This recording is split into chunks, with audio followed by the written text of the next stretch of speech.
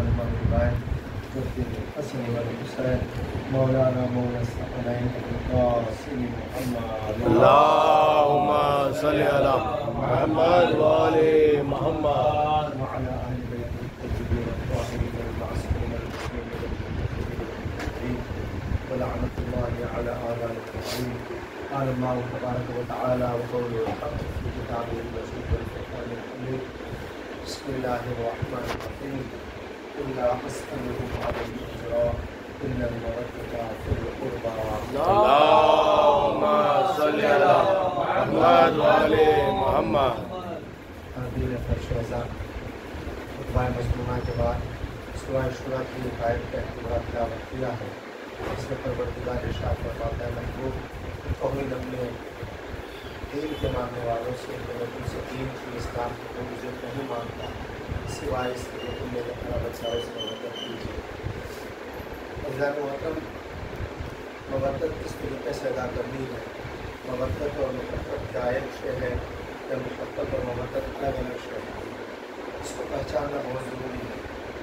محبت کسی سے بھی ہو سکتی ہے اور کبھی بھی ہو سکتی ہے، لیکن مودت صرف اور صرف پہچان کر کے معرفت حاصل کر کے ہوتی ہے. محبت جو ہوتی ہے اس میں جب چاہے جہاں چاہے جس طرح محبت کی جا سکتی ہے، لیکن مودت اس چیز کا نام ہے کہ جس سے ہم محبت کر رہے ہیں اس کے جب وہ غم میں ہے تو ہم اس کے غم میں شریک ہوں، اور جب وہ خوشی میں ہے تو ہم اس کی خوشی میں شریک ہوں. یعنی اس کے گھر میں اگر کوئی مصیبت ہے تو ہم اپنے گھر میں مصیبت کو سمجھیں، اگر ان کے بچوں کو کوئی مصیبت ہے تو ہم اپنے بچوں کی مصیبت کو سمجھیں، اور اگر ان کے مال پہ کوئی مشکل ہے تو اپنے مال کو مشکل سمجھے. یہ فرش عزا اور یہ عزاداری یہ بہت مقدس ترین عبادت ہے. اور اگر کوئی بندہ یہ چاہے کہ اس کو میں خود سے حاصل کر سکتا ہوں یا یہ میرے لیے اپنے لیے میں اس کو غنیمت سمجھتا ہوں یا جیسے چاہے میں اس پر آ کر بیٹھ سکتا ہوں، یہ اس کی اپنے بس کی بات نہیں ہے. غنیمت ہے، اس میں کوئی شک نہیں ہے کہ غنیمت نہیں ہے، غنیمت ہے، لیکن اس پر آنے کے لیے سب سے پہلی چیز یہ ہے کہ ماں کے پاک دامن ہونا ضروری ہے، اور اس کے ساتھ ساتھ ہمیں شہزادی اس لیے قبول کرے کہ ہاں یہ میرے بیٹے پر ہونے والے ہیں، میرے بیٹے کے عزادار ہیں. یہ تو آپ کسی سے ملیے، یہاں تک کہ آپ تاریخ پڑھیں، تاریخ میں یہ ملتا ہے کہ گرو نانک جی بھی جب اپنے مریدین کے ساتھ بیٹھتے تھے تو شروع میں اور آخر میں، یعنی اول میں اور اخیر میں، وہ اپنے مریدوں میں اکثر و بیشتر جس طرح ان کے یہاں 11 گرو ہیں، ان کے یہاں بھی 11 گرو ہیں، ہمارے یہاں بھی 12 امام ہیں، تو وہ مسلسل کیونکہ 11 گرو ان کے زمانے میں آئے نہیں تھے، سب 11 کے 11 گرو جو ہیں وہ گرو نانک جی کے بعد میں ہیں. اور گرو نانک جی کا نام اگر تاریخ میں آپ پڑھیں گے تو 2 نام لکھے ہیں ان کے، ایک نام عبد المجید لکھا ہے، ایک نام عبد الجبار لکھا ہے. یہ بہت لکھا ہے، اور جب ان کی تحقیق کی ہم نے تو ہم اس نتیجے پر پہنچے کہ بابا فرید الدین گنج شکر جن کا پاک پٹن میں مزار ہے اور صابر پاک کے مرشد ہے وہ ان کی مرید تھے.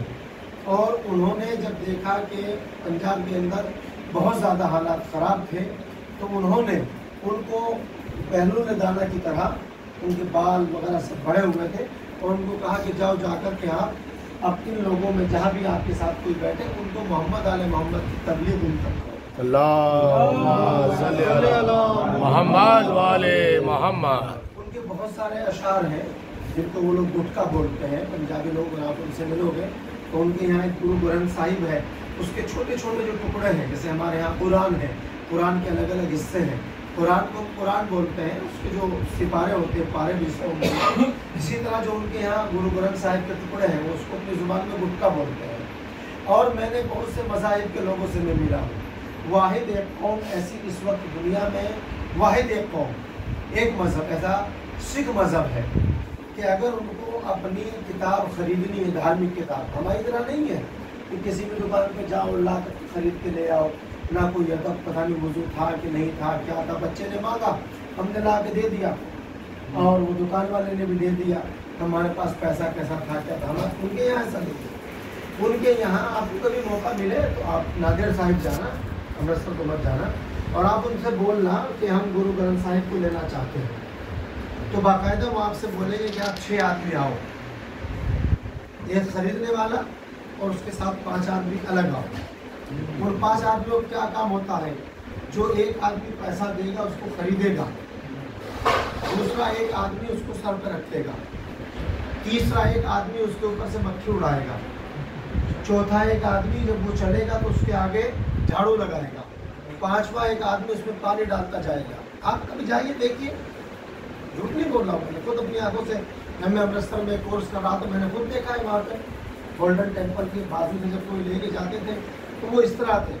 آج ہر کہیں آپ کسی کونے پہ چلے جائیے، سیریا میں ہنگامہ ہوا تو مسلمان بڑے بڑے دعوے کرتے ہیں ہمارے پاس اتنی زکوٰۃ اکٹھی ہوتی ہے، ہمارے پاس اتنا خمس اکٹھا ہوتا ہے، ہمارے پاس فلاں ہوتا ہے فلاں ہوتا ہے۔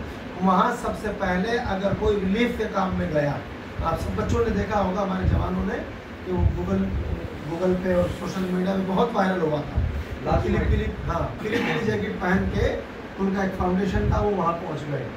ابھی ٹرکی میں ہوا تو ٹرکی میں وہ لوگ پہنچ گئے، یعنی کہ وہ لوگ کہیں بھی پہنچ جاتے ہیں۔ ابھی ہمارے یہاں باڑھ بہت زیادہ ہے اتراکھنڈ میں، ہماچل میں بہت زیادہ ہے، ابھی وہ لوگ کیسے کام کر رہے ہیں۔ اور ایک مثال چلو خیر میں اس کو چھوڑ دیتا ہوں، ایک مثال ہمارے یہاں اور یہاں میں نے بہت سنی ہے، اگر کوئی بچہ کسی کا بیٹا کام نہیں کرتا ہے، وہ کام سے بھاگتا ہے، تو بزرگ کیا کہتے ہیں؟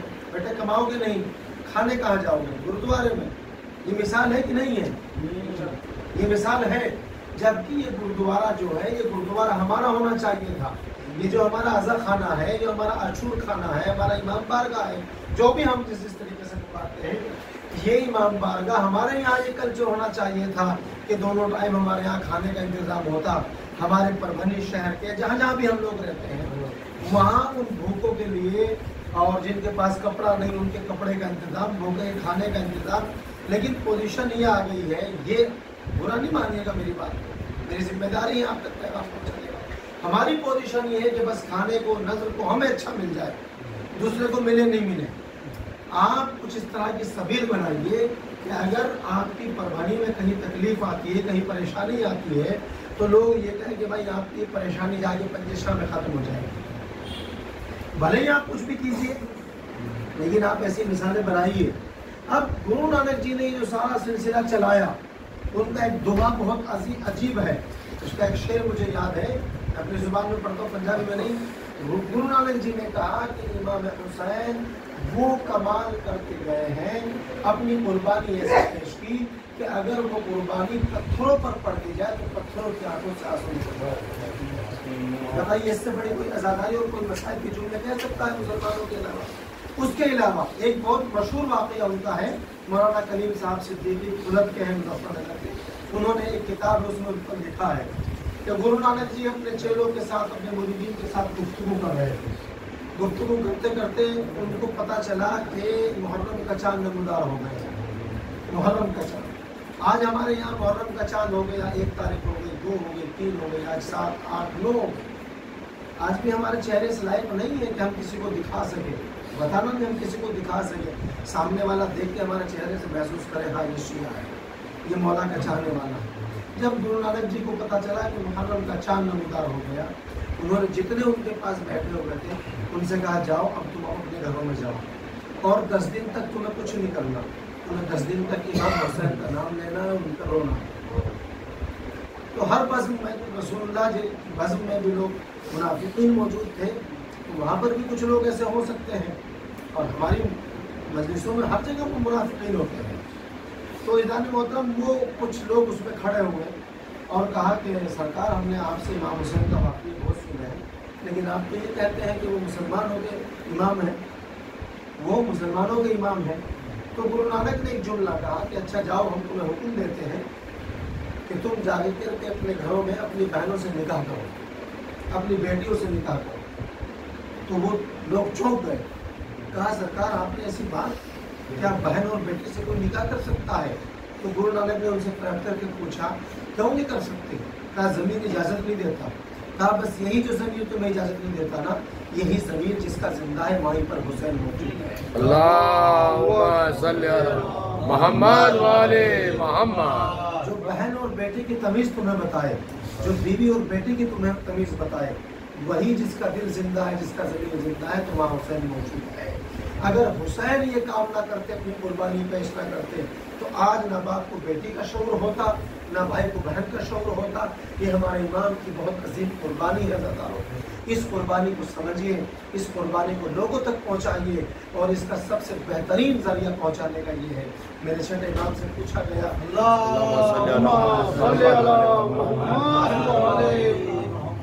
کہ ہم آپ کی تبلیغ کیسے کریں؟ پوچھنے والے نے پوچھا ہم لکھ کر کی تبلیغ کریں یا بول کر کے تبلیغ کریں؟ میرے امام کا بہت عجیب جملہ، جب تک قیامت کی صبح تک اس سنہرے حرفوں سے لکھنے کے لائق میرے امام کا جملہ، یہ تو ہر جملے ان کے سونے سے لکھنے قابل ہے، لیکن یہ جملہ ہر چاہنے والے نے کہا کہ ہمارے شیعوں کے لیے، ہمارے چاہنے والوں کے لیے یہ واقعہ، میں نے یہ حدیث غالباً عاشور خانے میں پڑھی، لیکن میں نے وہاں پہ جملوں کو الگ طریقے سے پیش کیا تھا، کیونکہ لفظ شیعہ آج امت کے اندر اگر آپ دیکھیں گے تو ایک طریقے سے یہ لفظ ایسا ہو گیا کہ آپ کسی کو کافر کہیں وہ برداشت کر لے گا، آپ کسی کو کچھ اور کہیں وہ برداشت کر لے گا، لیکن اگر آپ کسی کو یہ کہہ دینا کہ یہ شیعہ ہو گیا تو خدا کی قسم ہم گزرے ہیں اس ماحول سے۔ اگر کوئی یہ کہے کہ یہ پنجابی ہو گیا، یہ کرسچن ہو گیا، ہو بھی رہے لوگ، کتنے مسلمان ہیں جو کرسچن ہو جاتے ہیں، لیکن کبھی آپ نے نہیں سنا ہوگا کہ گھر میں